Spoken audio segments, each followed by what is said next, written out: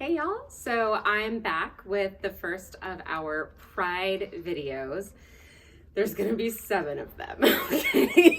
We went a little crazy, partially because I wanted to do books that I haven't done before, because obviously there's a lot of books that I have already done that are super queer, but I decided to think outside the box a little bit and the list got really long and then I cut it down, and this is sort of where I cut it down to. So, first we're going to start with sci-fi books. Now, I don't have all of the books because one of them is just like wildly popular right now, even though it's a few years old, and the other one is brand new. So first we're going to start with the brand new one. It's called The Darkness Outside Us by Elliot Schreffer.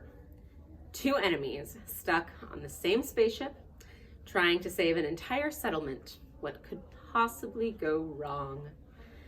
I've just started it, forgot it at home, and I'm not saying I was late to work the other day because I was so drawn in, but I'm not saying that either. So obviously I can make no guarantees about how it ends, but so far, really good. Second, we have a book from a local author called Tattoo Atlas, and they retitled it for the paperback release. It's called Anatomy of a Murderer as well. Obviously, Tattoo Atlas is a much better title, and they really did it dirty with trying to retitle it. So, Tim Florine, local author, writes amazing sci-fi. Look him up. I should probably preface this by saying that this book is super dark. It's so good, but super dark.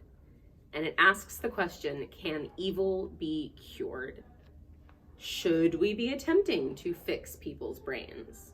Thanks. I really can't state enough how much I loved it. I'm actually in the middle of rereading it since I got it for this video. So dark, so worth the read. Have fun, I guess. The next one is also by Tim Florine, local author, sci-fi extraordinaire. This one is called Willful Machines, and it takes place a couple hundred years into the future after the robot rebellion and humanity having quashed it. Or did they? And who is on what side? One of the things I loved about this book is that it's a very contained story in a much larger world.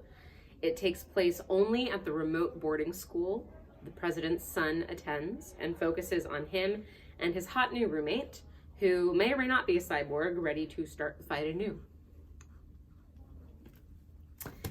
The next one that I don't have the book for is They Both Die at the End by Adam Silvera. This is a few years old now, but it's been back on the New York Times bestseller list for months now, and it's checked out everywhere. And I loaned my own copy out to a friend who is still in the middle of reading it. I'm so pleased that it's getting rediscovered. It is gorgeously written. It takes place in what looks like our world, except in this version of reality, you get 24 hours notice before you die. It's a love story and a whole life in one day. And you will cry, but you will read it again. Last but not least, we have Lizard Radio by Pat Schmatz, who is a Lambda Award-winning author. And this is a really big recommendation from a friend of mine who is also in the book world, and she could not stop talking to me about this book. So, Eleanor, this one's for you. Lizard has always known she was different. Her Sheila always said she was a gift from aliens. But now that difference has gotten her stuck at camp.